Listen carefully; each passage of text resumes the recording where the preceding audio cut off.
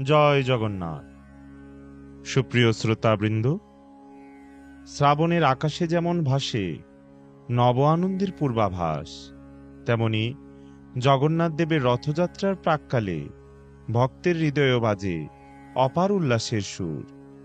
সেই আনন্দের সূচনা ঘটে গুন্ডিচা মন্দির মার্জন ও জগন্নাথ দেবের নেত্রোৎসবের মধ্য দিয়ে, যা রথযাত্রা মহোৎসবের আগমনী সুর।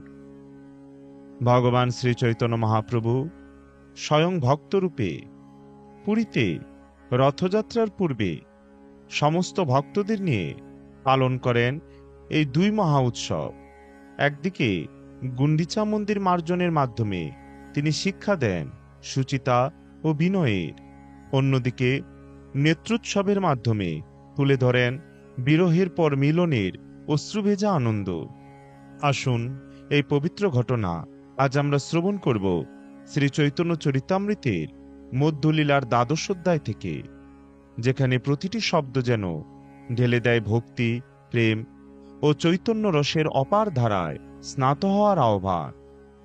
প্রথমেই গৌরলীলার অনুরাগী সকল শ্রোতাবৃন্দকে সশ্রদ্ধ প্রণতি নিবেদন করে এবং শ্রীল কৃষ্ণদাস কবিরাজ গোস্বামী বিরচিত মহারসগ্রন্থ শ্রী চৈতন্য চরিতামৃতের বন্দনা করে শুরু করছি চৈতন্য চরিতামৃতের মধ্যলীলার দ্বাদশ অধ্যায়, যেখানে বর্ণিত হয়েছে মহাপ্রভুর গুন্ডিচা মন্দির মার্জন ও জগন্নাথের নেত্র মহোৎসব। তাই সবাইকে মনোযোগ সহকারে শ্রবণ করার অনুরোধ রইল। তার আগে অমৃত কাদম্বিনী চ্যানেলটি সাবস্ক্রাইব না করলে এখনই সাবস্ক্রাইব করুন আর নিত্য ভক্ত ভগবানের বিবিধ কথা শ্রবণ করুন। হরি ওম তৎসৎ। গুরুবে গৌরচন্দ্রায় রাধিকায় তদালয়ে কৃষ্ণায় কৃষ্ণ ভক্তায় তদ্ভক্তায় নমো নমঃ। শ্রী শ্রী গুরু গৌরাঙ্গ জয়তু। শ্রীগুন্ডিচা মন্দিরমাত্মবৃন্दैः সন্মার্জয়न् সালনতः স গৌরः সচ্চিত্তবচ্ছিতলমুজ্জ্বলঞ্চ কৃষ্ণ পবেশোপৈকম চকার। অর্থাৎ শ্রী চৈতন্য মহাপ্রভু তার অন্তরঙ্গ ভক্তদের নিয়ে শ্রী গুন্ডিচা মন্দির সংমার্জন ও প্রক্ষালন করে পরিষ্কার করেছিলেন এবং সেই মন্দিরকে তার হৃদয়ের মতো শীতল ও উজ্জ্বল করে শ্রীকৃষ্ণের উপবেশনযোগ্য করেছিলেন। জয় জয় গৌরচন্দ্র জয় নিত্যানন্দ জয়াদ্বৈত চন্দ্র জয় গৌর ভক্তবৃন্দ। জয় জয় শ্রীবাসাদি গৌর ভক্তগণ শক্তি দেহ করি যেন চৈতন্য বর্ণন। অর্থাৎ শ্রী চৈতন্য মহাপ্রভুর জয়, শ্রীমন নিত্যানন্দ প্রভুর জয়, শ্রী অদ্বৈত আচার্য প্রভুর জয় এবং শ্রী চৈতন্য মহাপ্রভুর সমস্ত ভক্তবৃন্দের জয়। শ্রীবাসাদি শ্রী চৈতন্য মহাপ্রভুর ভক্তদের জয় হোক। আমি তাদের কাছে প্রার্থনা করি তারা যেন আমাকে শক্তি দেন, যাতে আমি শ্রী চৈতন্য মহাপ্রভুর চরিতামৃত বর্ণনা করতে পারি। পূর্বে দক্ষিণ হইতে প্রভু যবে আইলা, তারে মিলিতে গজপতি উৎকণ্ঠিত হইলা। কটক হইতে পত্রী দিল সার্বভৌম ঠাই, প্রভুরও আজ্ঞা হয় যদি দেখিবারে যাই। পূর্বে দক্ষিণ ভারত ভ্রমণ করে শ্রী চৈতন্য মহাপ্রভু যখন জগন্নাথপুরীতে ফিরে এসেছিলেন, তখন উড়িষ্যার রাজা প্রতাপরুদ্র তার সঙ্গে সাক্ষাৎ করতে অত্যন্ত উৎকণ্ঠিত হয়েছিলেন। মহারাজ প্রতাপরুদ্র তার রাজধানী কটক থেকে সার্বভৌম ভট্টাচার্যকে চিঠি লিখে জানিয়েছিলেন যে শ্রী চৈতন্য মহাপ্রভু যদি আদেশ দেন তাহলে তিনি তাকে দর্শন করতে আসবে। ভট্টাচার্য লিখিল, প্রভুর আজ্ঞা না হইল, পুনরপি রাজা তারে পত্রী পাঠাইল। প্রভুর নিকটে আছে যত ভক্তগণ, মোর লাগি তা সবারে করিহ নিবেদন। সেই সব দয়ালু মোরে হইয়া সদয়, মোর লাগি প্রভু পদে করিবে বিনয়। তা সবার প্রসাদে মিলে শ্রীপ্রভুর পায়। প্রভু কৃপা বিনা মোর রাজ্য নাহি ভাই। যদি মোরে কৃপা না করিবে গৌর হরি, রাজ্য ছাড়ি যুগী হইব ভিখারি। অর্থাৎ সেই পত্রের উত্তরে ভট্টাচার্য লিখিলেন যে শ্রী চৈতন্য মহাপ্রভুর আদেশ পাওয়া গেল না। তখন রাজা তাকে আরেকটি পত্র লিখলেন। সেই পত্রে মহারাজ প্রতাপরুদ্র সার্বভৌম ভট্টাচার্যকে লিখলেন, আপনি মহাপ্রভুর সমস্ত ভক্তদের কাছে আমার জন্য নিবেদন করবেন, তারা যেন আমার প্রতি সদয় হয়ে মহাপ্রভুর কাছে বিনীতভাবে অনুরোধ করেন। তাদের কৃপার প্রভাবেই কেবল আমি শ্রী চৈতন্য মহাপ্রভুর শ্রী পাদপদ্মে আশ্রয় লাভ করতে পারি। মহাপ্রভুর কৃপা ছাড়া আমি রাজ্য শাসনে উদাসীন। গৌরহরি যদি আমাকে কৃপা না করেন, তাহলে রাজ্য ছেড়ে আমি যুগী হয়ে ভিক্ষাবৃত্তি অবলম্বন করব। ভট্টাচার্য পত্রী দেখি চিন্তিত হইয়া ভক্তগণ পাশ গেলা সেই পত্রী লইয়া। সবারে মিলিয়া কহিল রাজু বিবরণ, পিছে সেই পত্রী সবারে করাইল দর্শন। পত্রী দেখি সবার মনে হইল বিস্ময়, প্রভুপদে গজপতি এত ভক্তি হয়। সবে কহে প্রভু তারে কভু না মিলিবে, আমি সব কহি যদি দুঃখ সে মানিবে। সার্বভৌম কহে সবে চলো একেবার, মিলিতে না কহিব কহিব রাজ ব্যবহার। অর্থাৎ সার্বভৌম ভট্টাচার্য এই চিঠিটি পেয়ে চিন্তিত হয়ে সেই চিঠিটি নিয়ে ভক্তদের কাছে গেলেন। সমস্ত ভক্তদের তিনি রাজার কথা বললেন এবং তারপর তাদের সকলকে তিনি সেই চিঠিটি দেখালেন। সেই চিঠিটি পড়ে শ্রী চৈতন্য মহাপ্রভুর শ্রী পাদপদ্মে মহারাজ প্রতাপরুদ্রের এত ভক্তি দেখে তারা সকলে অত্যন্ত বিস্মিত হলেন। সমস্ত ভক্তরা তখন বললেন, শ্রী চৈতন্য মহাপ্রভু কোনোমতেই রাজার সঙ্গে সাক্ষাৎ করবেন না, এবং আমরা যদি তাকে অনুরোধ করি তাহলে তিনি দুঃখ পাবেন। সার্বভৌম ভট্টাচার্য তখন তাদের বললেন, চলো আমরা সকলে একবার মহাপ্রভুর কাছে যাই। তাকে আমরা রাজার সঙ্গে মিলিত হতে বলবো না, কেবল রাজার ভগবত ভক্তি নিষ্ঠা বর্ণনা করব। এত বলি সবে গেলা মহাপ্রভুর স্থানে, কহিতে উন্মুখ সবে না কহে বচনে। প্রভু কহে কি করিতে সবার আগমন, দেখিয়ে কহিতে চাহ না কহ কি কারণ। নিত্যানন্দ কহে তোমায় চাহি নিবেদিতে, না কহিলে রহিতে নারী কহিতে ভয় চিত্তে। যজ্ঞাযোগ্য তোমায় সব চাহি নিবেদিতে, তোমা না মিলিলে রাজা চাহে যুগী হইতে। কানে মুদ্রা লই মুই হইব ভিখারি, রাজ্যভোগ নহে চিত্তে বিনা গৌর হরি। দেখিব সে মুখচন্দ্র নয়ন ভরিয়া, ধরিব সে পাদপদ্ম হৃদয়ে তুলিয়া। অর্থাৎ এইভাবেই সংকল্প করে তারা সকলে শ্রী চৈতন্য মহাপ্রভুর কাছে গেলেন।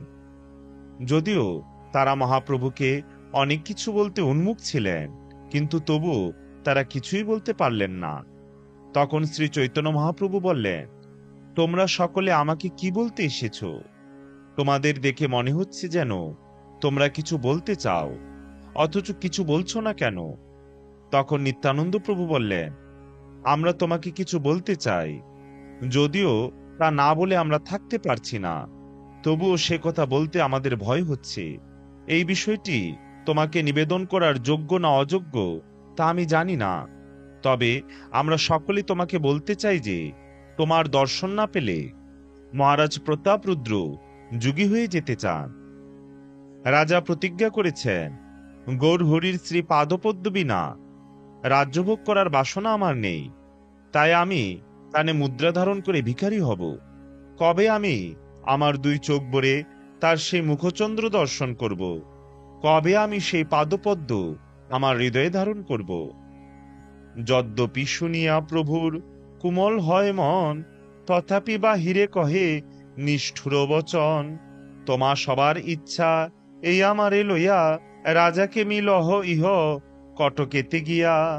পরমার্থ থাকুক লোকে করিবে নিন্দন, লোকের ওহু দামোদর করিবে ভর্ৎসন।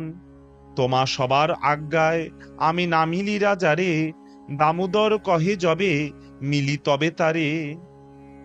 অর্থাৎ সে কথা শুনে শ্রী চৈতন্য মহাপ্রভুর মন যদিও কোমল হয়েছিল, কিন্তু তবু বাইরে তিনি নিষ্ঠুর ভাব দেখিয়ে বলেছিলেন, আমি বুঝতে পারছি তোমাদের সকলের ইচ্ছা যে আমাকে কটকে নিয়ে গিয়ে রাজার সঙ্গে সাক্ষাৎ করাও।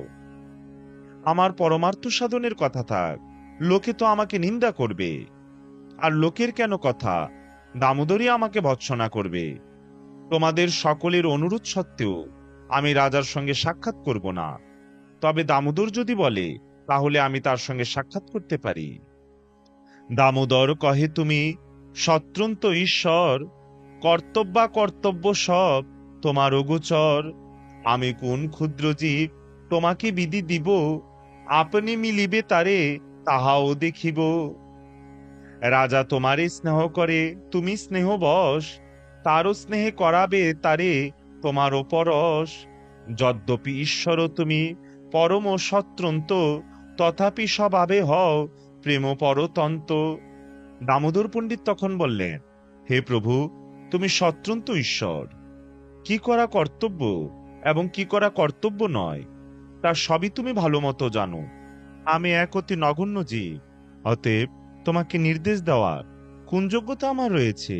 তোমার নিজের ইচ্ছাতেই তুমি রাজার সঙ্গে মিলিত হবে, তা আমি শুধু দেখব। রাজা তোমাকে অত্যন্ত স্নেহ করেন, আর তুমি স্নেহের বশ। অতএব তার স্নেহই তাকে তোমার শ্রীপাদপদ্মের স্পর্শদান করাবে। যদিও তুমি পরমেশ্বর এবং পরম সত্রন্ত, তবুও তুমি তোমার ভক্তের প্রেমের অধীন, সেটি তোমার স্বভাব। নিত্যানন্দ কহে ওইছে হয় কুঞ্জন, যে তোমারে কহে করো রাজদর্শন। কিন্তু অনুরাগী লোকের স্বভাব এক হয়, ইষ্ট না পাইলে নিজ প্রাণ সে ছাড়য়। যাজ্ঞিক ব্রাহ্মণী সব তাহাতে প্রমাণ, কৃষ্ণ লাগে পতি আগে ছাড়িলে কো প্রাণ। এক যুক্তি আছে যদি করো অবদান, তুমি না মিলিলে হতারে রহে তার প্রাণ। এক বহির্বাস যদি দেহ কৃপা করি, তাহা পাইয়া প্রাণ রাখে তোমার আশা ধরি। অর্থাৎ নিত্যানন্দ প্রভু তখন বললেন, এমন কে আছে যে তোমাকে রাজদর্শন করতে বলবে? কিন্তু অনুরাগী মানুষদের স্বভাব হচ্ছে তার ঈপ্সিত বস্তু না পেলে তার প্রাণ পর্যন্ত ত্যাগ করতে পারে। যাজ্ঞিক ব্রাহ্মণীরা তার একটি সুন্দর প্রমাণ। তারা শ্রীকৃষ্ণের জন্য তাদের পতিদের সম্মুখে প্রাণত্যাগ করেছিলেন। নিত্যানন্দ প্রভু তখন মহাপ্রভুকে একটি প্রস্তাব বিবেচনা করতে বললেন, তুমি তার সঙ্গে সাক্ষাৎ না করলেও যদি তাকে কৃপা করে তুমি তোমার একটি বহির্বাস দাও, তাহলে হয়তো ভবিষ্যতে তোমার সাক্ষাৎ লাভের আশায় রাজা প্রাণ ধারণ করবেন। প্রভু কহে তুমি সব পরম বিদ্বান, যেই ভালো হয় সেই করো সমাধান। তবে নিত্যানন্দ গোসাই গোবিন্দেরও পাশ, মাগিয়া লইল প্রভুর এক বহির্বাস। সেই বহির্বাস সার্বভৌম পাশ দিল, সার্বভৌম সেই বস্ত্র রাজারে পাঠালো। বস্ত্র পাইয়া রাজার হইল আনন্দিত মন, প্রভুরূপ করি করে বস্ত্রের পূজন। অর্থাৎ শ্রী চৈতন্য মহাপ্রভু বললেন, তোমরা সকলে পরম বিদ্বান, তোমরা যা স্থির করবে আমি তাই মেনে নেব। তখন নিত্যানন্দ প্রভু গোবিন্দের কাছ থেকে শ্রী চৈতন্য মহাপ্রভু একটি বহির্বাস চেয়ে নিলেন। সেই বহির্বাসটি নিত্যানন্দ প্রভু সার্বভৌম ভট্টাচার্যকে দিলেন এবং সার্বভৌম ভট্টাচার্য সেই বস্ত্রটি রাজার কাছে পাঠালেন। সেই বহির্বাসটি পেয়ে রাজা অত্যন্ত আনন্দিত হলেন এবং সেটিকে শ্রী চৈতন্য মহাপ্রভুর থেকে অভিন্ন জ্ঞানে পূজা করতে লাগলেন। রামানন্দ রায় যবে দক্ষিণ হইতে আইলা, প্রভুর সঙ্গে রহিতে রাজাকে নিবেদিলা। তবে রাজা সন্তোষে তাহারে আজ্ঞা দিলা, আপনি মিলন লাগি সাধিতে লাগিলা। মহাপ্রভু মহাকৃপা করেন তোমারে, মরি মিলিবারে অবশ্য সাধিবে তাহারে। একসঙ্গে দুইজন ক্ষেত্রে যবে আইলা, রামানন্দ রায় তবে প্রভুরে মিলিলা। প্রভু পদে প্রেম ভক্তি জানাইল রাজার, প্রসঙ্গ পাইয়া ওইছে কহে বারবার। রাজমন্ত্রী রামানন্দ ব্যবহারে নিপুণ, রাজপ্রীতি কহি দ্রবাইল প্রভুর মন। অর্থাৎ রামানন্দ রায় যখন দক্ষিণ ভারত থেকে ফিরে এলে, তখন তিনি রাজাকে অনুরোধ করেছিলেন তাকে শ্রী চৈতন্য মহাপ্রভুর সঙ্গে থাকার অনুমতি দিতে। রামানন্দ রায় যখন মহারাজ প্রতাপরুদ্রকে সে অনুরোধ করলেন, তখন রাজা পরম সন্তোষে তাকে অনুমতি দিলেন এবং রাজা তাকেও অনুরোধ করলেন যে তিনি যেন শ্রী চৈতন্য মহাপ্রভুর সঙ্গে তার সাক্ষাৎকার করিয়ে দেন। রাজা রামানন্দ রায়কে বললেন, শ্রী চৈতন্য মহাপ্রভু তোমাকে অত্যন্ত কৃপা করেন, তাই তুমি তাকে অনুরোধ করো যেন তিনি কৃপা করে আমাকে দর্শন দান করেন। মহারাজ প্রতাপরুদ্র ও রামানন্দ রায় যখন একসঙ্গে জগন্নাথপুরীতে এলেন, তখন রামানন্দ রায় শ্রী চৈতন্য মহাপ্রভুর সঙ্গে সাক্ষাৎ করলেন। রামানন্দ রায় শ্রী চৈতন্য মহাপ্রভুকে রাজার প্রেমভক্তির কথা বললেন এবং প্রসঙ্গ পেয়ে তিনি বারবার তাকে সেই কথা বললেন। রামানন্দ রায় ছিলেন রাজমন্ত্রী, তাই তিনি ব্যবহারে অত্যন্ত নিপুণ ছিলেন এবং শ্রী চৈতন্য মহাপ্রভুর প্রতি রাজার গভীর অনুরাগের কথা বর্ণনা করে তিনি মহাপ্রভুর মন দ্রবীভূত করলেন। উৎকণ্ঠাতে প্রতাপরুদ্র নারী রহিবারে, রামানন্দ সাদিলেন প্রভুরে মিলিবারে। রামানন্দ প্রভু পায় হইল নিবেদন, একবার প্রতাপরুদ্রে দেখা হো চরণ। প্রভু কহে রামানন্দ কহ বিচারিয়া, রাজাকে মিলিতে জুয়ায় সন্ন্যাসী হইয়া। রাজার মিলনে ভিক্ষুকের দুই লোক নাশ, পরলোক রহুলোকে করে উপহাস। রামানন্দ কহে তুমি ঈশ্বর স্বতন্ত্র, কারে তোমার ভয় তুমি নহ পরতন্ত্র। অর্থাৎ শ্রী চৈতন্য মহাপ্রভুকে দর্শন করার জন্য মহারাজ প্রতাপরুদ্র অত্যন্ত উৎকণ্ঠিত হয়ে পড়েছিলেন। তাই রামানন্দ রায় শ্রী চৈতন্য মহাপ্রভুকে অনুরোধ করলেন যে তিনি যেন তাকে দর্শন দেন। রামানন্দ রায় শ্রী চৈতন্য মহাপ্রভুর শ্রী পাদপদ্মে নিবেদন করলেন, দয়া করে মহারাজ প্রতাপরুদ্রকে তুমি একবার তোমার শ্রী পাদপদ্মের দর্শন দান করো। শ্রী চৈতন্য মহাপ্রভু তখন রামানন্দ রায়কে বললেন, রামানন্দ, তুমি বিচার করে বলো, সন্ন্যাসী হয়ে কি রাজার সঙ্গে সাক্ষাৎ করা উচিত? রাজার সঙ্গে সাক্ষাৎ করলে সন্ন্যাসীর ইহলোক পরলোক উভয়ই নষ্ট হয়। পরলোকের কথা তো ছেড়েই দিলাম, ইহলোকের মানুষেরাই তাহলে উপহাস করবে। রামানন্দ রায় বললেন, প্রভু তুমি ভগবান এবং তাই তুমি সর্বত্রভাবে স্বতন্ত্র, তুমি তো কারোর পরতন্ত্র নও, তাহলে তোমার ভয় কিসে? প্রভু কহে আমি মনুষ্য আশ্রমে সন্ন্যাসী, কায় মনোবাক্যে ব্যবহারে ভয়বাসী। শুক্ল বস্ত্রে মসি বিন্দু জইছে না লুকায়, সন্ন্যাসীর অল্প ছিদ্র সর্বলোকে গায়। রায় কহে কত পাপীর করিয়াছ অব্যাহতি, ঈশ্বর সেবক তোমার ভক্ত গজপতি। প্রভু কহে পূর্ণ জইছে দুগ্ধের কলস, সুরবিন্দু পাতে কেহ না করে পরশ। যদ্যপি প্রতাপরুদ্র সর্বগুণবান, তাহারে মলিন কইল এক রাজা নাম। অর্থাৎ রামানন্দ রায় যখন শ্রী চৈতন্য মহাপ্রভুকে পরমেশ্বর ভগবান বলে সম্বোধন করলেন, তখন শ্রী চৈতন্য মহাপ্রভু প্রতিবাদ করে বললেন, আমি একজন সাধারণ মানুষ এবং আমি সন্ন্যাসাশ্রম অবলম্বী, তাই কায়মনোবাক্যে লৌকিক ব্যবহারে কোনো ত্রুটি হতে পারে বলে ভয় পায়। সাদা কাপড়ে যেমন কালির দাগ লুকায় না, তেমনি সন্ন্যাসীর আচরণে অল্প দোষ দেখলেই লোকেরা সে কথা বলা বলি করে।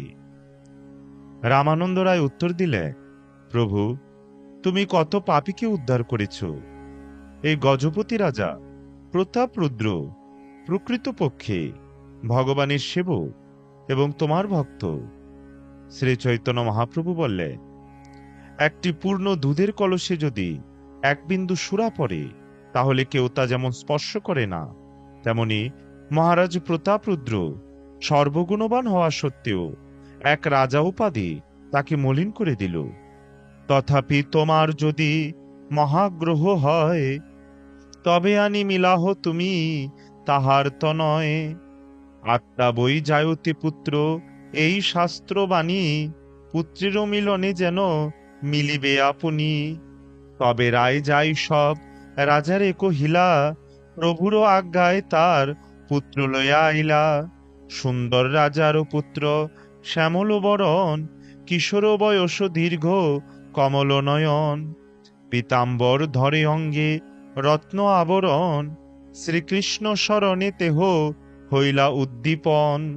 তারে দেখি মহাপ্রভু কৃষ্ণ স্মৃতি হইল, প্রেমাবেশে তারে মিলি কহিতে লাগিল।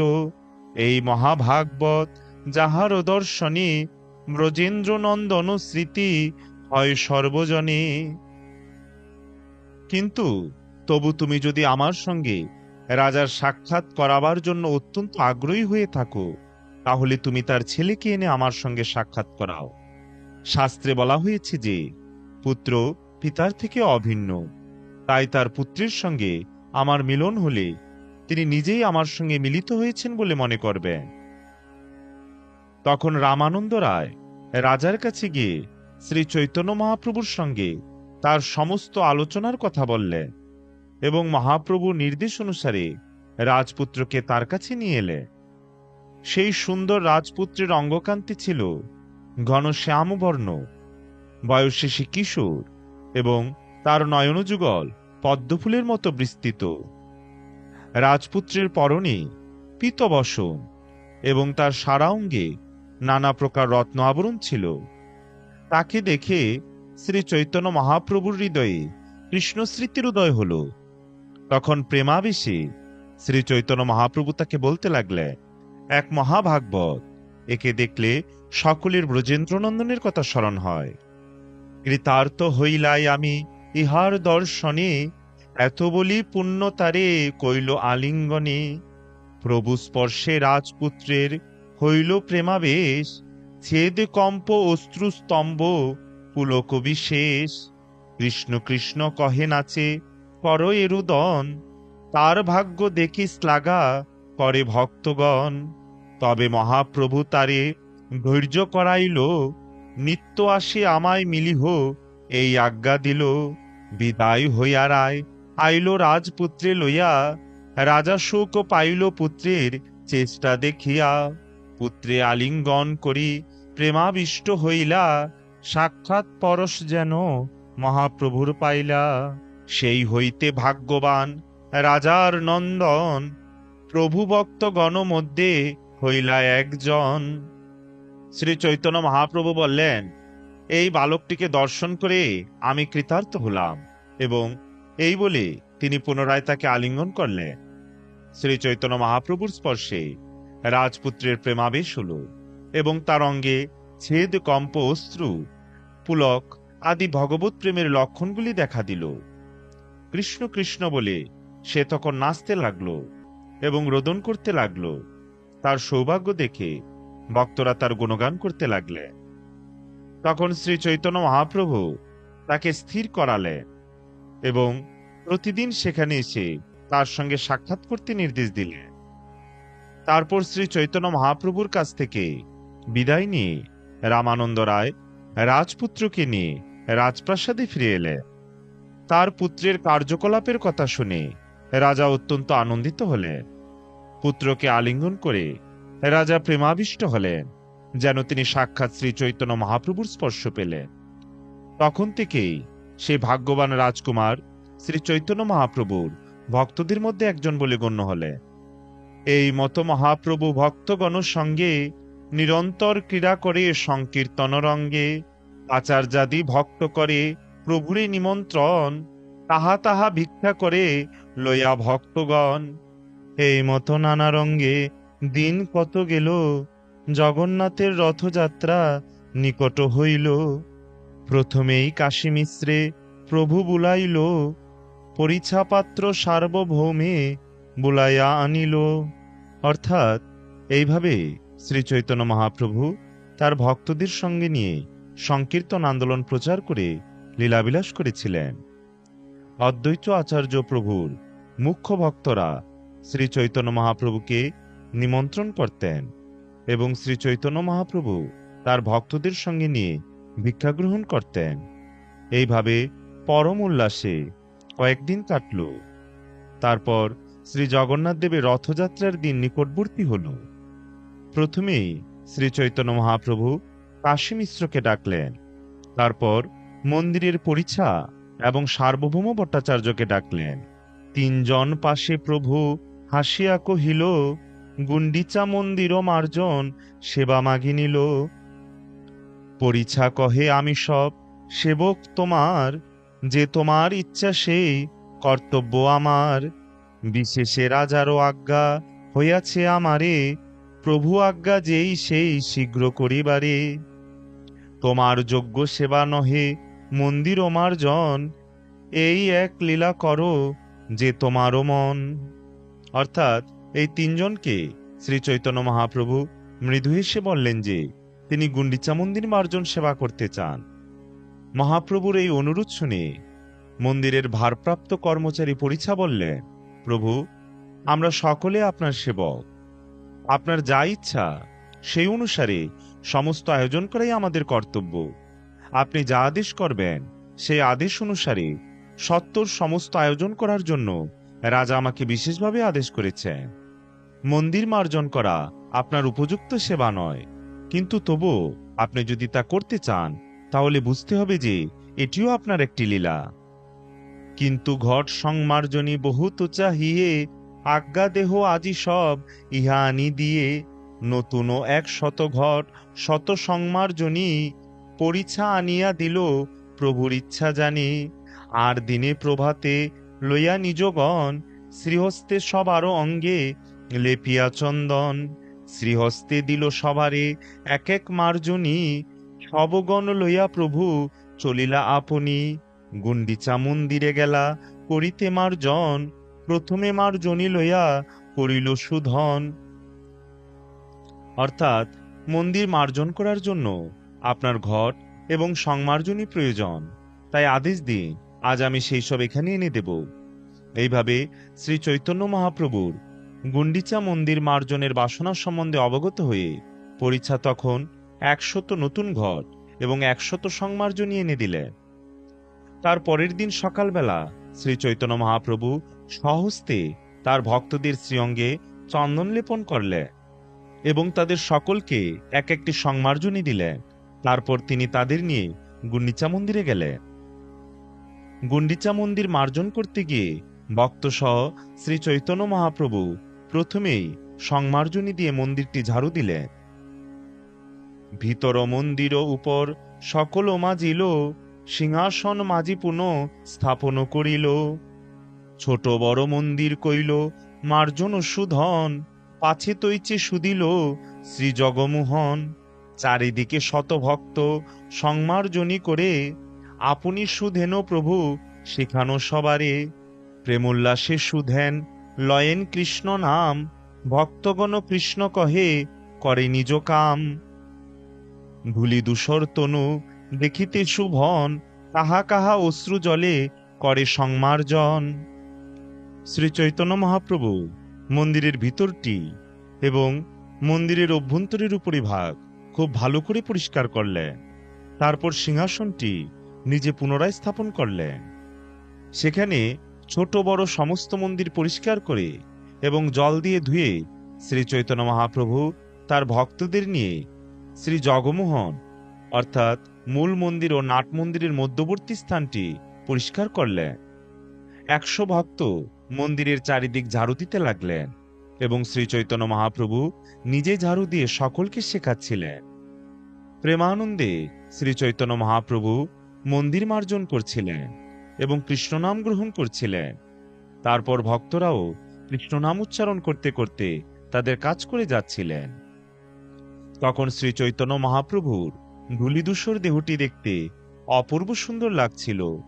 ভগবত প্রেমে বিহ্বল হয়ে তিনি অশ্রুবর্ষণ করেছিলেন এবং মন্দিরের কোনো কোনো স্থান তিনি তার অশ্রু দিয়ে সংমার্জন করেছিলেন।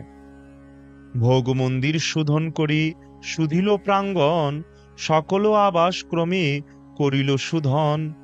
তৃণধূলি ঝিকুর সব একত্র করিয়া বহির্বাসে লইয়া ফেলায় বাহির করিয়া, এই মতো ভক্তগণ করি নিজ বাসে, তৃণধূলি বাহিরে ফেলায় পরম হরিষে। প্রভু কহে কে কত করিয়াছ সংমার্জন, তৃণধূলি দেখিলেই জানিব পরিশ্রম। সবারও ঝাঁটানো বোঝা একত্র করিল, সভা হইতে প্রভুর বোঝা অধিক হইল।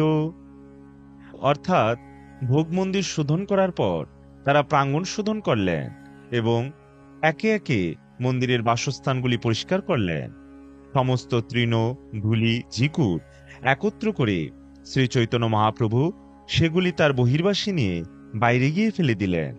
এইভাবে ভক্তরা তাদের কাপড়ের আঁচলে তৃণ ধূলি ইত্যাদি নিয়ে পরমানন্দে বাইরে গিয়ে ফেলে দিলেন। শ্রী চৈতন্য মহাপ্রভু তার ভক্তদের বললেন, কে কতটা সংমার্জন করেছে এবং পরিশ্রম করেছে তা তাদের তৃণ ও ধূলি দেখে বোঝা যাবে। সকলের ঝাঁটান বোঝা একত্র করা হলো, কিন্তু শ্রী চৈতন্য মহাপ্রভুর বোঝা তার থেকেও অধিক হলো। এই মতো অভ্যন্তর করিল মার্জন, পুনঃসভা কারে দিল করিয়া বন্টন। সূক্ষ্ম ধূলি তৃণ কাকর সব করহ দূর, ভালো মতে শোধন করহ প্রভুর অন্তপুর। সব বৈষ্ণব লইয়া যবে দুইবার শুধিল, দেখি মহাপ্রভুর মনে সন্তোষ হইল। আর শত জন শত ঘটে জল ভরি, প্রথমেই লইয়া আছে কাল অপেক্ষা করি। জল আনো বলি যবে মহাপ্রভু কহিল, তবে শত ঘট আনি প্রভু আগে দিল। এইভাবে মন্দিরের অভ্যন্তরে মার্জন করা হলে শ্রী চৈতন্য মহাপ্রভু পুনরায় তার ভক্তদের পরিষ্কার করার স্থান নির্ধারণ করে দিলেন। শ্রী চৈতন্য মহাপ্রভু সকলকে বললেন, সূক্ষ্ম ধূলি তৃণ কাকর সব ভালোভাবে দূর করে প্রভুর অন্তপুর পরিষ্কার করো। সমস্ত বৈষ্ণবদের নিয়ে শ্রী চৈতন্য মহাপ্রভু যখন দ্বিতীয়বার মন্দির পরিষ্কার করলেন, তখন খুব ভালোভাবে মন্দির পরিষ্কার হয়েছে দেখে মহাপ্রভু খুব আনন্দিত হলেন। সংমার্জনী দিয়ে যখন মন্দির পরিষ্কার করা হচ্ছিল, তখন আর 100 জন 100 ঘটে জল ভরে শ্রী চৈতন্য মহাপ্রভুর নির্দেশের অপেক্ষা করছিলেন। শ্রী চৈতন্য মহাপ্রভু যখন জল আনতে বললেন, তখন তারা 100 ঘট জল এনে মহাপ্রভুর সামনে রাখলেন। প্রথমে করিল প্রভু মন্দির প্রক্ষালন, ঊর্ধ্ব আদো ভিত্তি গৃহ মধ্য সিংহাসন। খাপড়া ভরিয়া জল ঊর্ধ্বে চালাইল, সেই জল ঊর্ধ্ব সুধি ভিত্তি প্রক্ষালিল। শ্রীহস্তে করেন সিংহাসনেরও মার্জন, প্রভু আগে জল আনি দেয় ভক্তগণ। ভক্তগণ করে গৃহ মধ্যে প্রক্ষালন, নিজ নিজ হস্তে করে মন্দির মার্জন। কেহ জল আনি দেয় মহাপ্রভুর করে, কেহ জল দেয় তার চরণয় উপরে। অর্থাৎ প্রথমে শ্রী চৈতন্য মহাপ্রভু মন্দির প্রক্ষালন করলেন, তারপর মন্দিরের ঊর্ধ্বভাগ, মেঝে, দেওয়াল এবং সিংহাসন প্রক্ষালন করলেন। শ্রী চৈতন্য মহাপ্রভু স্বয়ং খাপড়ায় জল ভরে উপরের দিকে ছুঁড়ে মন্দিরের উপরিভাগ শোধন করলেন এবং সেই জলে মন্দিরের দেওয়াল ও মেঝে ধৌত হয়ে গেল। শ্রী চৈতন্য মহাপ্রভু তার শ্রীহস্তে জগন্নাথ দেবের সিংহাসন মার্জন করলেন এবং ভক্তরা ঘটি ভরে তার সামনে জল এনে দিতে লাগলেন। সমস্ত ভক্তরা মন্দিরের অভ্যন্তর ভাগ প্রক্ষালন করতে লাগলেন এবং স্ব হস্তে মন্দির মার্জন করতে লাগলেন। কেউ জল এনে শ্রী চৈতন্য মহাপ্রভুর করকমলে দিচ্ছিলেন, আবার কেউ তার চরণ কমলের উপর জল ঢালছিলেন। কেহ লুকাইয়া করে সেই জল পান, কেহ মাগি লয় কেহ অন্যে করে দান। ঘর ধুই প্রণালিকায় জল ছাড়ি দিল, সেই জলে প্রাঙ্গণ সব ভরিয়া রহিল। নিজ বস্ত্রে কইল প্রভু গৃহ সংমার্জন, মহাপ্রভু নিজ বস্ত্রে মাজিল সিংহাসন। ক্ষত ঘট জলে হইল মন্দির মার্জন, মন্দির শুধিয়া কইল যেন নিজ মন। নির্মল শীতল স্নিগ্ধ করিল মন্দিরে, আপন হৃদয় যেন ধরিল বাহিরে। অর্থাৎ কেউ সেই জল লুকিয়ে পান করছিলেন, কেউ তা চেয়ে নিচ্ছিলেন এবং কেউ তা অন্যদের দান করছিলেন। মন্দির ধোয়ার পর প্রণালিকায় সেই জল ছেড়ে দেওয়া হলো এবং সেই জলে সমস্ত প্রাঙ্গণ ভরে রইল। শ্রী চৈতন্য মহাপ্রভু তার নিজের বস্ত্র দিয়ে ঘর মুছলেন এবং সিংহাসনটি মেজে পরিষ্কার করলেন। এইভাবে 100 ঘট জল দিয়ে মন্দির মার্জন করা হলো। মন্দিরটি তখন শ্রী চৈতন্য মহাপ্রভুর হৃদয়ের মতো নির্মল, শীতল এবং স্নিগ্ধ হল, যেন তার হৃদয়কে বাহিরে এনে ধরলেন। শত শত জন জল ভরে সরোবরে, ঘটে স্থান নাহি কেহ, কূপে জল ভরে। পূর্ণ কুম্ভ লইয়া আইসে শত ভক্তগণ, শূন্য ঘট লইয়া যায় আর শতজন। নিত্যানন্দ অদ্বৈত স্বরূপ ভারতী পুরী, ইহা বিনু আর সব আনে জল ভরি। ঘটে ঘটে ঠেকি কত ঘট ভাঙি গেল, শত শত ঘট লোকে তাহা লইয়া আইল। জল ভরে ঘর ধয় করে হরিধ্বনি, কৃষ্ণ হরিধ্বনি বিনা আর নাহি শুনি। কৃষ্ণ কৃষ্ণ কহি করে ঘটেরও প্রার্থন, কৃষ্ণ কৃষ্ণ কহি করে ঘট সমর্পণ। অর্থাৎ শত শত মানুষ সরোবরে জল ভরছিলেন, তাই ঘাটে স্থান না হওয়ায় কেউ কেউ কূপে জল ভরছিলেন। 100 জন ভক্ত জলপূর্ণ ঘট নিয়ে আসছিলেন, আর 100 জন শূন্য ঘট পূর্ণ করতে নিয়ে যাচ্ছিলেন। নিত্যানন্দ প্রভু, অদ্বৈত আচার্য, স্বরূপ দামোদর, ব্রহ্মানন্দ ভারতী এবং পরমানন্দ পুরী ছাড়া আর সকলেই জল ভরে আনছিলেন। ঘটে ঘটে ঠোকা লেগে অনেক ঘট ভেঙে গেল। তখন লোকেরা শত শত ঘট নিয়ে এলেন।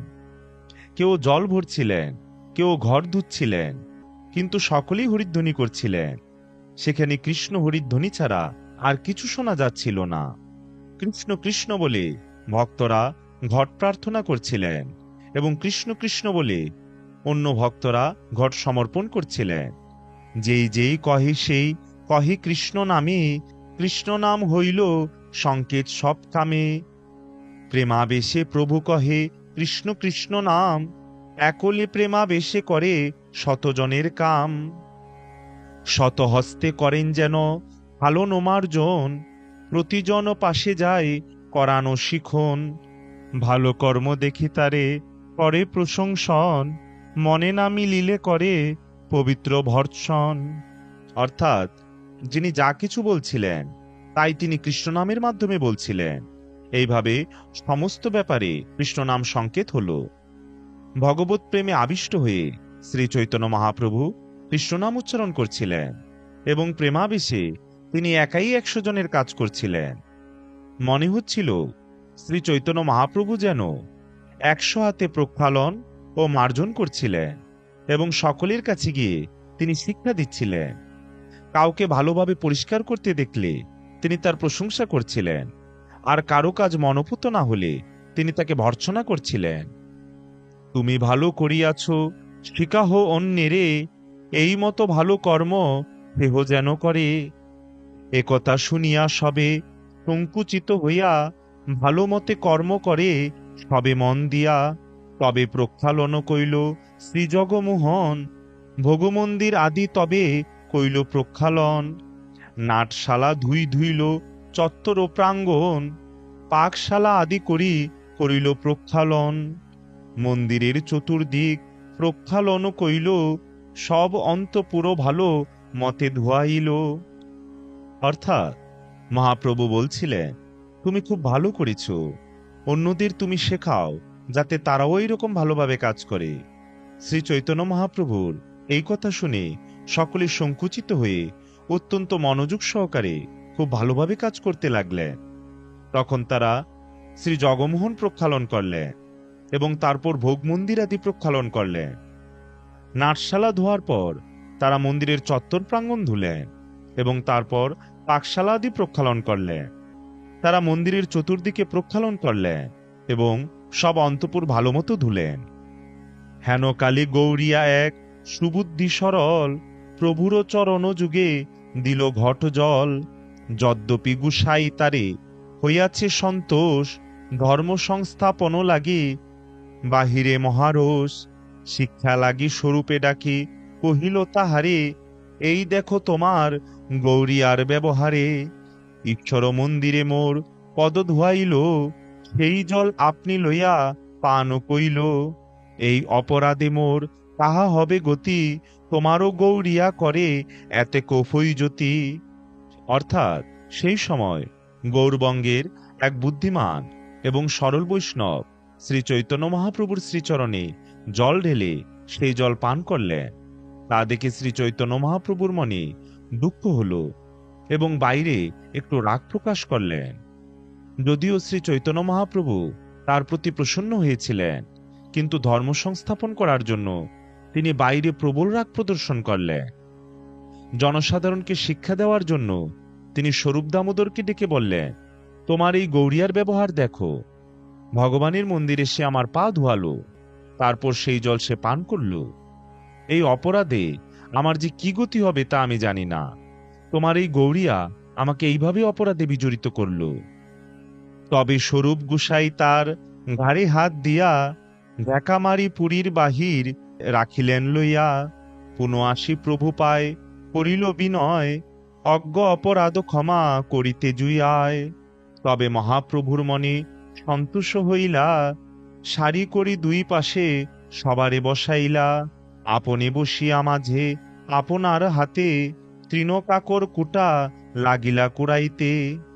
অর্থাৎ তখন স্বরূপ দামোদর গোস্বামী সেই গৌরীয় বৈষ্ণবটিকে ঘাড় ধাক্কা দিয়ে গুন্ডিচা মন্দিরের বাহিরে রেখে এলেন।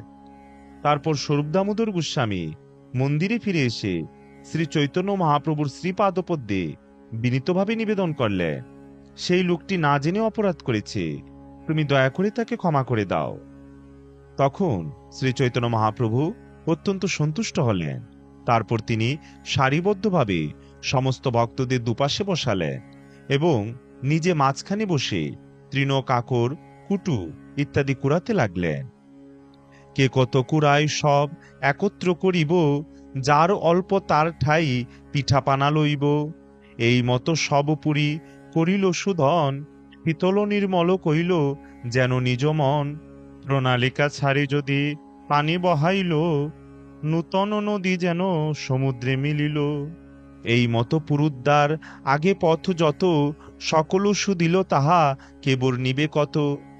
অর্থাৎ শ্রী চৈতন্য মহাপ্রভু তখন ভক্তদের বললেন, এগুলি কুড়িয়ে আমরা একত্রে করে দেখব কে কত কুড়িয়েছে। যে অন্যদের থেকে কম কুড়াবে, দণ্ডস্বরূপ তাকে আমাদের সকলকে পিঠাপানা খাওয়াতে হবে। এইভাবে সমস্ত গুন্ডিচা মন্দির পরিষ্কার করা হলো এবং তা নিষ্কুলুষ ভক্তের হৃদয়ের মতোই শীতল এবং নির্মল হলো। তারপর যখন প্রণালিকা দিয়ে জল ছেড়ে দেওয়া হলো, তখন মনে হলো যেন নতুন নদীর সমুদ্রে এসে মিলিত হলো। এইভাবে মন্দিরের দরজার সম্মুখে যত পথ ছিল সেগুলিও পরিষ্কৃত হলো। কিভাবে যে তা হলো তা কে কত বর্ণনা করবে।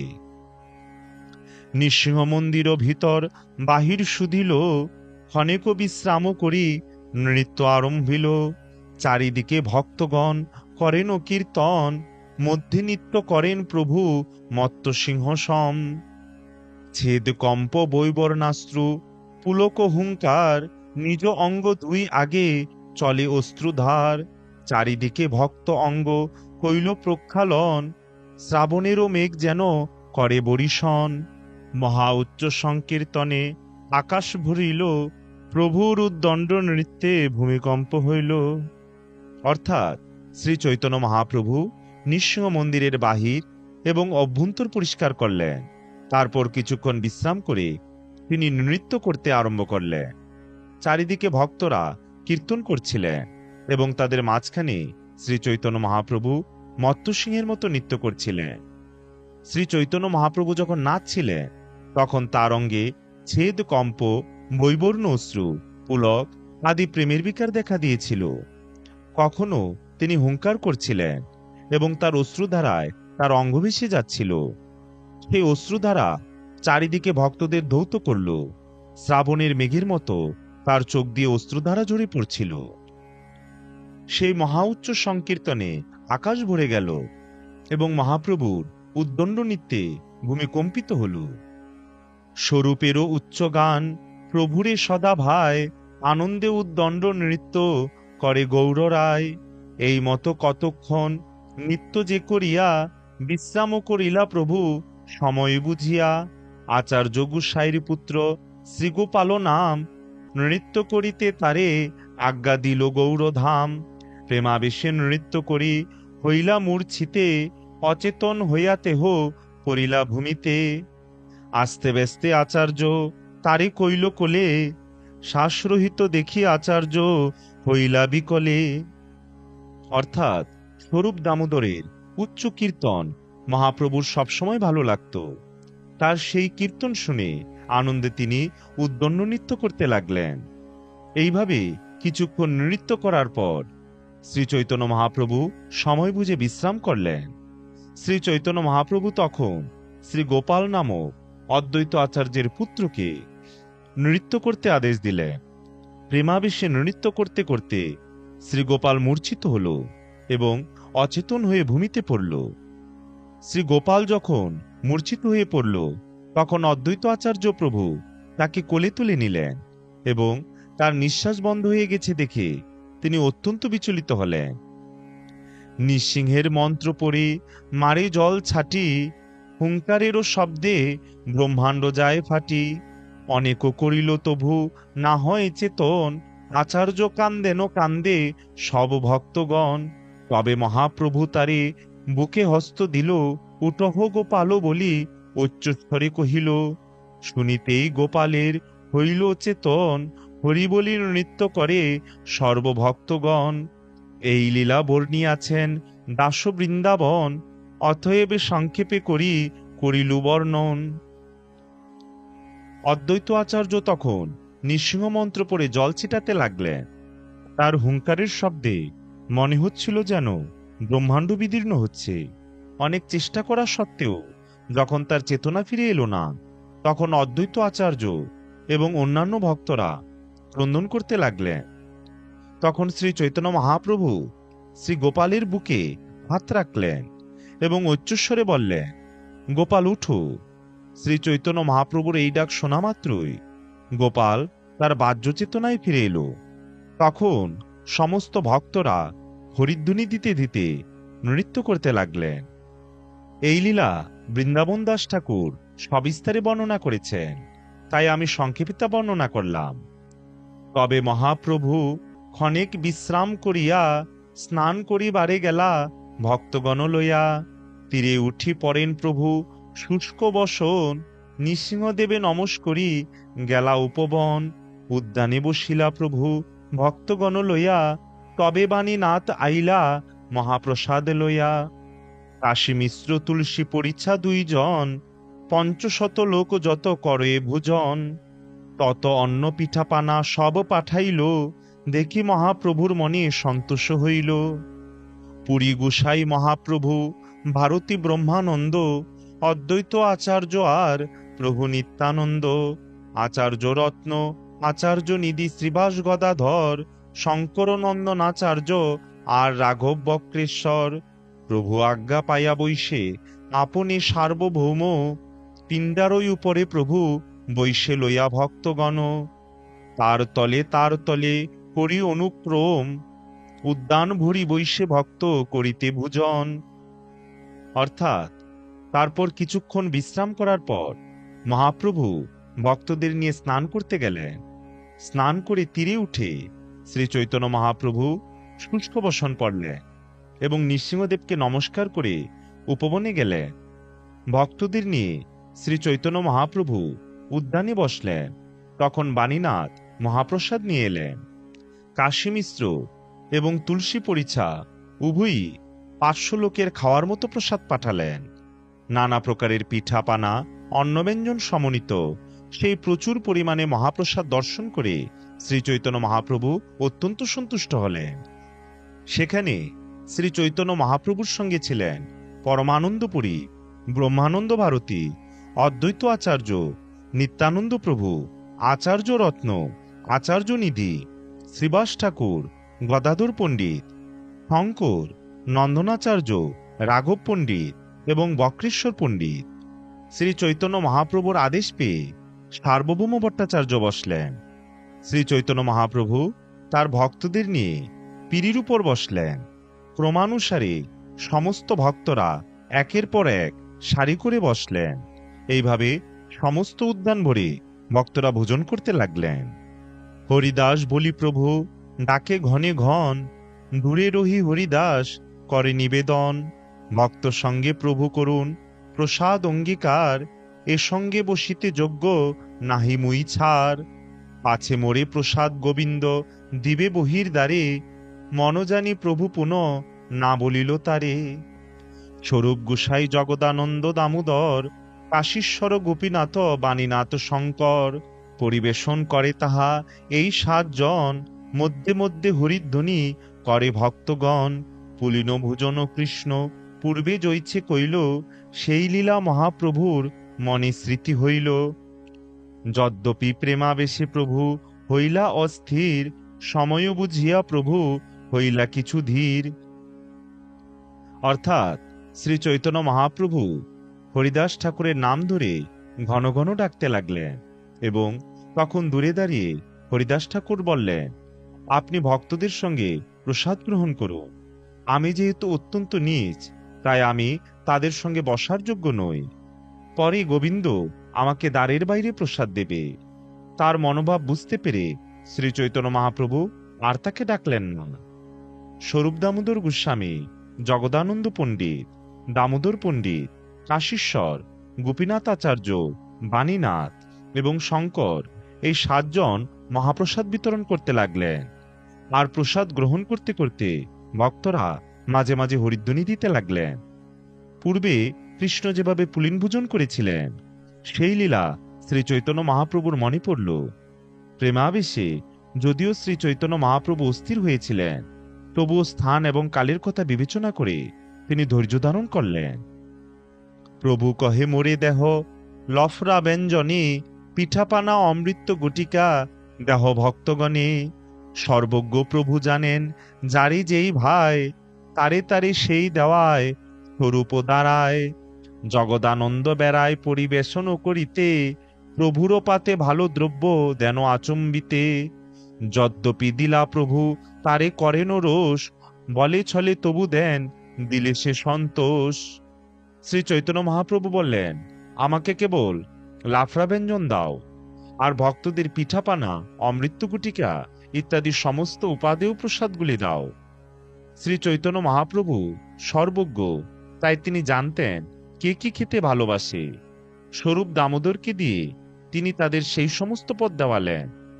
প্রসাদ বিতরণ করতে করতে জগদানন্দ পণ্ডিত হঠাৎ শ্রী চৈতন্য মহাপ্রভুর পাতে কিছু ভালো দ্রব্য দিলেন। যদিও শ্রী চৈতন্য মহাপ্রভুর পাতে এই ধরনের ভালো ভালো প্রসাদ দিলে তিনি রাগ করতেন, তবুও জগদানন্দ পণ্ডিত ছলে বলে সেগুলি দেন এবং তা দিয়ে তিনি সন্তুষ্ট হন। পুনরপি সেই দ্রব্য করে নিরীক্ষণ, তার ভয়ে প্রভু কিছু করেন ভক্ষণ। না খাইলে জগদানন্দ করিবে উপবাস, তার আগে কিছু খান মনে ওই ত্রাস।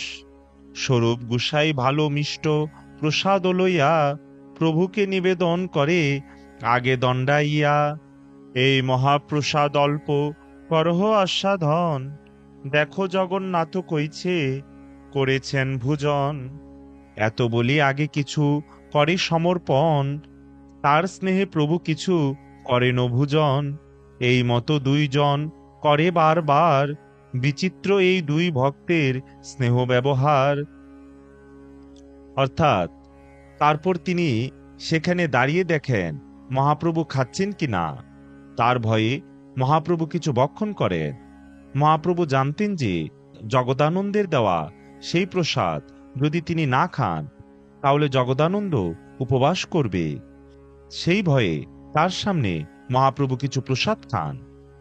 খুব ভালো মিষ্ট প্রসাদ নিয়ে স্বরূপ দামোদর মহাপ্রভুর সামনে এসে নিবেদন করলেন, এই মহাপ্রসাদ একটু আস্বাদন করে দেখুন, জগন্নাথ কিভাবে তা ভোজন করেছেন।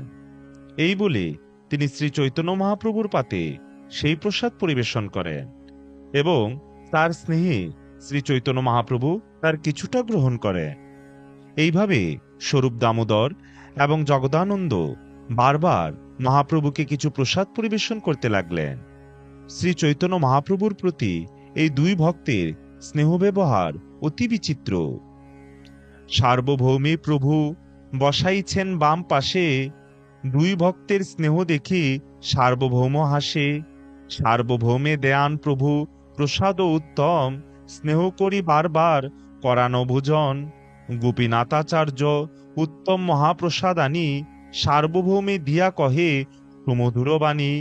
তাহা ভট্টাচার্যের পূর্ব জড় ব্যবহার, তাহা এই পরমানন্দ করহ বিচার। অর্থাৎ সার্বভৌম ভট্টাচার্যকে শ্রী চৈতন্য মহাপ্রভু তার বাম পাশে বসিয়েছিলেন। শ্রী চৈতন্য মহাপ্রভুর প্রতি সেই দুই ভক্তের স্নেহ দেখে তিনি হাসতে লাগলেন। সার্বভৌম ভট্টাচার্যকে শ্রী চৈতন্য মহাপ্রভু উত্তম প্রসাদ দেওয়ালেন এবং স্নেহ করে তাকে বারবার ভোজন করাতে লাগলেন। গোপীনাথাচার্য উত্তম মহাপ্রসাদ এনে সার্বভৌম ভট্টাচার্যকে তা দিয়ে সুমধুর স্বরে বললেন, ভট্টাচার্যের পূর্বের সেই জড় ব্যবহার আজ কোথায়? আজ তিনি কিভাবে পরমানন্দ আস্বাদন করছেন তা বিচার করে দেখো। সার্বভৌম কহে আমি তার্কিক কুবুদ্ধি, তোমারও প্রসাদে মোর এ সম্পদ সিদ্ধি। মহাপ্রভু বিনা কেহ নাহি দয়াময়, তাকে রে গরুরও করে ওইছে কোন হয়। তার্কিক শ্রীগাল সঙ্গে ভেউ ভেউ করি, সেই মুখে এবে সদা কহি কৃষ্ণ হরি। তাহা বহির্মুখ তার্কিক শিষ্যগণ সঙ্গে, কাহা এই সঙ্গ সুধা সমুদ্র তরঙ্গে। সার্বভৌম ভট্টাচার্য উত্তর দিলেন, আমি ছিলাম কুবুদ্ধি পরায়ণ তার্কিক, কিন্তু তোমার প্রসাদে আমার এই সম্পদ লাভ হয়েছে। শ্রী চৈতন্য মহাপ্রভু ছাড়া দয়াময় আর কেউ নেই, তিনি ছাড়া আর কে কাককে গরুরে পরিণত করতে পারে? তার্কিক শ্রীগালদের সঙ্গে আমি ভেউ ভেউ করতাম, আজ সেই মুখে নিরন্তর কৃষ্ণ নাম এবং হরির নাম কীর্তন করছি। কোথায় বহির্মুখ তার্কিক শিষ্যদের সঙ্গ, আর কোথায় অমৃত সমুদ্রের তরঙ্গ সদৃশ ভক্তদের সঙ্গ। প্রভু কহে পূর্বে সিদ্ধ কৃষ্ণে তোমার প্রীতি, তোমার সঙ্গে আমা সবার হইল কৃষ্ণে মতি। ভক্ত মহিমা বাড়াইতে ভক্তি সুখ দিতে, মহাপ্রভু বিনা অন্য নাহি ত্রিজগতে। তবে প্রভু প্রত্যেকে সব ভক্তের নাম লইয়া, পিঠাপানা দেওয়াইল প্রসাদ করিয়া। অদ্বৈত নিত্যানন্দ বসিয়াছেন এক ঠাই, দুইজনে ক্রীড়া কলহ লাগিল তথাই। অর্থাৎ শ্রী চৈতন্য মহাপ্রভু সার্বভৌম ভট্টাচার্যকে বললেন, তোমার পূর্বজন্ম থেকে কৃষ্ণে প্রীতি ছিল, তোমার কৃষ্ণ প্রীতি এত গভীর যে তোমার সঙ্গ প্রভাবে আমাদের সবার কৃষ্ণমতি হচ্ছে। ভক্তের মহিমা বাড়াতে, ভক্তকে সুখ দিতে মহাপ্রভু ছাড়া এই ত্রিজগতে আর কেউই নেই। তারপর শ্রী চৈতন্য মহাপ্রভু প্রত্যেক ভক্তের নাম ধরে ডেকে ডেকে তাদের পিঠাপানা প্রসাদ দিলেন। অদ্বৈত আচার্য এবং নিত্যানন্দ প্রভু পাশাপাশি বসেছিলেন এবং তারা দুজনে ক্রীড়া কলহ করতে শুরু করলেন। অদ্বৈত কহে অবধূতের সঙ্গে এক পংক্তি, ভোজন করিলু না জানি হবে কোন গতি। প্রভু তো সন্ন্যাসী উহার নাহি অপচয়, অন্য দোষে সন্ন্যাসীর দোষ নাহি হয়। নান্য দোষে নমস্করি এই শাস্ত্র প্রমাণ, আমি তো গৃহস্থ ব্রাহ্মণ আমার দোষ স্থান। জন্মকুল শিলাচার না জানি যাহার, তারও সঙ্গে এক পংক্তি বড় অনাচার। নিত্যানন্দ কহে তুমি অদ্বৈত আচার্য, অদ্বৈত সিদ্ধান্তে বাধে শুদ্ধ ভক্তি কার্য। অর্থাৎ অদ্বৈত আচার্য প্রভু বললেন, অবধূতের সঙ্গে এক পংক্তিতে বসে ভোজন করলাম, না জানি আমার কি গতি হবে। শ্রী চৈতন্য মহাপ্রভু তো সন্ন্যাসী, তিনি তো কোনো অসামঞ্জস্য দর্শন করেন না।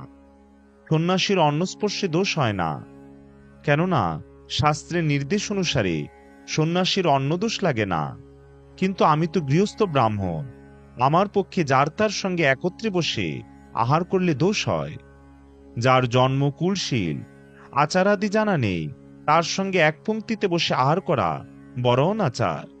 নিত্যানন্দ প্রভু তখন বললেন, তুমি অদ্বৈত জ্ঞানের আচার্য। এই অদ্বৈত সিদ্ধান্ত শুদ্ধ ভক্তির প্রতিবন্ধক। তোমারও সিদ্ধান্ত সঙ্গ করে যেই জনে, এক বস্তু বিনা সেই দ্বিতীয় নাহি মানে। হেন তোমার সঙ্গে মোর একত্রে ভুজন, না জানি তোমার সঙ্গে কইছে হয় মন। এই মতো দুইজনে করে বলা বলি, ব্যজস্তুতি করে দুহে যেন গালাগালি। তবে প্রভু সর্ববৈষ্ণবেরও নাম লইয়া, মহাপ্রসাদ দেন মহা অমৃত সিঞ্জিয়া। ভোজন করি উঠে সবে হরিধ্বনি করি, হরিধ্বনি উঠিল সব স্বর্গমর্ত ভরি। অর্থাৎ যেই তোমার সিদ্ধান্তের সঙ্গ করে, সে এক ব্রহ্ম ছাড়া দ্বিতীয় কিছু আর স্বীকার করে না। নিত্যানন্দ প্রভু বললেন, তোমার মতো একজন অদ্বৈতবাদীর সঙ্গে, তোমার মতো এক অদ্বৈতবাদীর সঙ্গে একত্রে বসে ভোজন করলে আমার মন যে কিভাবে প্রবাহিত হবে তা আমি জানি না। এইভাবে তারা পরস্পরকে ব্যজ্যস্তুতি করে, অর্থাৎ বাহিরে নিন্দা কিন্তু ভিতরে মাহাত্ম্যসূচক বাক্য প্রয়োগ করছিলেন, এবং তা দেখে মনে হচ্ছিল যেন তারা পরস্পরকে গালাগালি করছে। তারপর শ্রী চৈতন্য মহাপ্রভু নাম ধরে ধরে ডেকে মহা অমৃত সিঞ্চন করে তাদের সকলকে মহাপ্রসাদ দান করলেন। ভোজন শেষ হলে সকলে হরিধ্বনি করতে করতে উঠে দাঁড়ালেন, এবং তাদের হরিধ্বনিতে স্বর্গ এবং মর্ত ভরে গেল।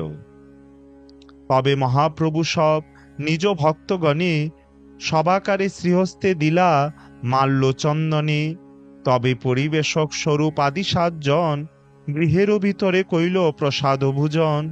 প্রভুর অবশেষ গোবিন্দ রাখিল ধরিয়া, সেই অন্ন হরিদাসে কিছু দিল লইয়া। ভক্তগণ গোবিন্দ পাশ কিছু মাগে নিল, সেই প্রসাদান্ন গোবিন্দ আপনি পাইল। সত্রন্ত ঈশ্বর প্রভু করে নানা খেলা, ধোয়া ধোয়া পাকলা নাম কইল এই এক লীলা।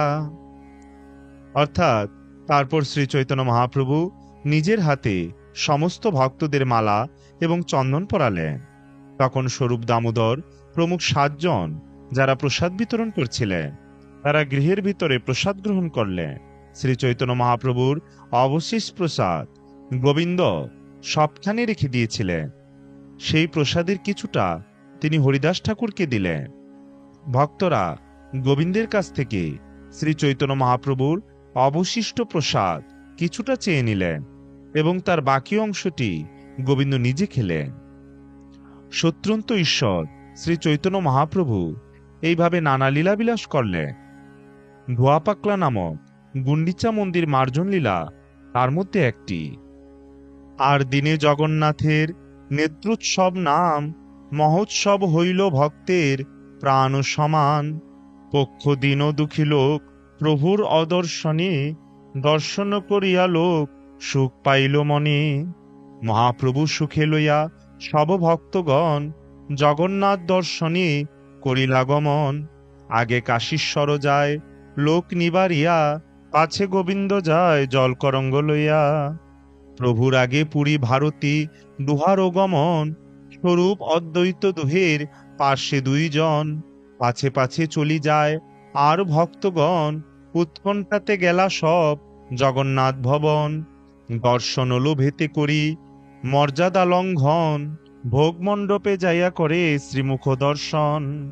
তৃষ্ণার্ত প্রভুর নেত্র ভ্রমর যুগল, গাঢ় তৃষ্ণায় পিয়ে কৃষ্ণের বদন কমল। অর্থাৎ তারপর একদিন জগন্নাথের নেত্রোৎসব নামক মহোৎসব ছিল। এই মহোৎসবটি ভক্তদের প্রাণাপেক্ষাও প্রিয়। 15 দিন শ্রী জগন্নাথের দর্শন না পেয়ে লোকেরা অত্যন্ত ব্যাকুল হয়েছিল। অবশেষে শ্রী জগন্নাথ দেবকে দর্শন করে তারা সুখ পেল। তখন শ্রী চৈতন্য মহাপ্রভু সমস্ত ভক্তদের নিয়ে মহানন্দে শ্রী জগন্নাথ দেবকে দর্শন করতে গেলে। শ্রী চৈতন্য মহাপ্রভু যখন মন্দিরে যাচ্ছিলেন, তখন কাশীশ্বর আগে আগে গিয়ে লোক সরিয়ে দিচ্ছিলেন, আর গোবিন্দ মহাপ্রভুর জলের পাত্র নিয়ে পিছন পিছন যাচ্ছিলেন। শ্রী চৈতন্য মহাপ্রভুর আগে আগে পরমানন্দপুরী ও ব্রহ্মানন্দ ভারতী যাচ্ছিলেন, এবং তাদের দুপাশে স্বরূপ দামোদর এবং অদ্বৈত আচার্য ছিলেন। অন্য সমস্ত ভক্তরা মহাপ্রভুর পিছনে পিছনে যাচ্ছিলেন। এইভাবে অত্যন্ত উৎকণ্ঠিত চিত্তে তারা শ্রী জগন্নাথ মন্দিরে গেলেন। শ্রী জগন্নাথ দেবকে দর্শন করতে ব্যাকুল হয়ে তারা মর্যাদা লঙ্ঘন করে ভোগ মণ্ডপে গিয়ে শ্রী জগন্নাথ দেবের শ্রীমুখ দর্শন করলে। শ্রী জগন্নাথ দেবের দর্শনের জন্য শ্রী চৈতন্য মহাপ্রভুর নেত্র তৃষ্ণার্ত হয়েছিল। সেই গভীর তৃষ্ণায় তার নেত্রযুগল ভ্রমরের মতো শ্রীকৃষ্ণের বদন কমলের মধুপান করতে লাগল। প্রফুল্ল কমল যিনি নয়ন যুগল, নীলমণি দর্পণ কান্তি গণ্ড ঝলমল। বান্ধুলির ফুল যিনি অধর সুরঙ্গ, ঈষত শীত কান্তি অমৃত তরঙ্গ। শ্রীমুখ সুন্দর কান্তি বারে ক্ষণে ক্ষণে, কুটি ভক্ত নেত্রবৃঙ্গ করে মধুপানে। যত পিয়ে তত তৃষ্ণা বারে নিরন্তর, মুখাম্বুজ ছাড়ি নেত্র না যায় অন্তর। এই মতো মহাপ্রভু লইয়া ভক্তগণ মধ্যাহ্নে পর্যন্ত কইল শ্রীমুখ দর্শন। শ্রী জগন্নাথ দেবের নয়ন যুগল প্রস্ফুটিত কমলের সৌন্দর্যকেও পরাভূত করছিল এবং তার গলদেশ নীলকান্তমণি নির্মিত দর্পণের মতো ঝলমল করছিল। শ্রী জগন্নাথ দেবের রক্তিম অধর বান্দুলির ফুলের বর্ণকেও পরাভূত করেছে। তার মুখের মৃদু হাসি যেন অমৃতের তরঙ্গ। তার শ্রীমুখের অপূর্ব সুন্দর কান্তি নিরন্তর বর্ষিত হচ্ছিল এবং কোটি কোটি ভক্তের ভ্রমর সদৃশ নেত্র সেই মুখকমলের মধুপান করছিল। তারা যতই সেই মধু পান করছিলেন ততই তাদের তৃষ্ণা বর্ধিত হচ্ছিল এবং সেই মুখকমল ছেড়ে তাদের ভ্রমররূপী নেত্র আর কোথাও যাচ্ছিল না। এইভাবে শ্রী চৈতন্য মহাপ্রভু তার ভক্তদের নিয়ে মধ্যাহ্ন পর্যন্ত শ্রী জগন্নাথ দেবের মুখকমল দর্শন করলে। ছেদ কম্প অশ্রুজল বহে সর্বক্ষণ, দর্শনের লোভে প্রভু করে সম্বরণ। মধ্যে মধ্যে ভোগ লাগে মধ্যে দর্শন, ভোগেরও সময়ে প্রভু করেন কীর্তন। দর্শন আনন্দে প্রভু সব পাশরিলা, ভক্তগণ মধ্যাহ্ন করিতে প্রভুরে লইয়া গেলা। প্রাতকালে রথযাত্রা হবে কো জানিয়া, সেবক লাগায় ভোগ দ্বিগুণ করিয়া। গুন্ডিচা মার্জনলীলা সংক্ষেপে কহিল, যাহা দেখি শুনি পাপীর কৃষ্ণ ভক্তি হইল। শ্রীরূপ রঘুনাথ পদে যারাস, চৈতন্য চরিতামৃত কহে কৃষ্ণদাস। অর্থাৎ সর্বক্ষণ মহাপ্রভুর দেহে ছেদ কম্প অশ্রু আদি ভগবত প্রেমজনিত ভাবের বিকার দেখা দিচ্ছিল, কিন্তু শ্রী চৈতন্য মহাপ্রভু শ্রী জগন্নাথ দেবের দর্শনের লোভে তা সংবরণ করলেন। মাঝে মাঝে শ্রী জগন্নাথ দেবের ভোগ নিবেদন করা হচ্ছিল এবং মাঝে মধ্যে দর্শন হচ্ছিল। ভোগ নিবেদনের সময় মহাপ্রভু কীর্তন করছিলেন। শ্রী জগন্নাথ দেবের দর্শনের আনন্দে শ্রী চৈতন্য মহাপ্রভু সবকিছু ভুলে গেলেন। দুপুরবেলা ভক্তরা শ্রী চৈতন্য মহাপ্রভুকে মধ্যাহ্নভোজন করতে নিয়ে গেলেন।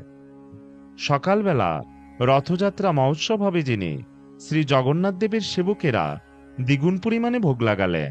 আমি গুন্ডিচা মন্দির মার্জন লীলা সংক্ষেপে বর্ণনা করলাম, যা দেখে এবং শুনে বহু পাপী কৃষ্ণভক্তি লাভ করেছে।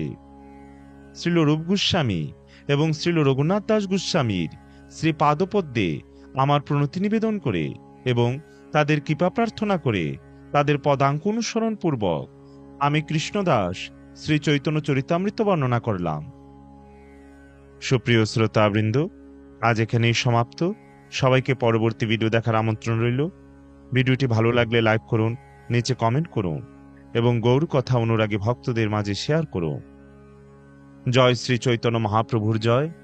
জয় জয় প্রভু জগন্নাথ দেবের জয়। জয় জয় গৌর কথা শ্রবণকারী সকল ভক্তবৃন্দের জয়। জয় শ্রীকৃষ্ণ চৈতন্য প্রভু নিত্যানন্দ, শ্রী অদ্বৈত গদাধর শ্রীবাসাদি শ্রী গৌর ভক্তবৃন্দ। হরে কৃষ্ণ কৃষ্ণ কৃষ্ণ হরে হরে, হরে রাম রাম রাম হরে হরে। জয় শ্রী হরি।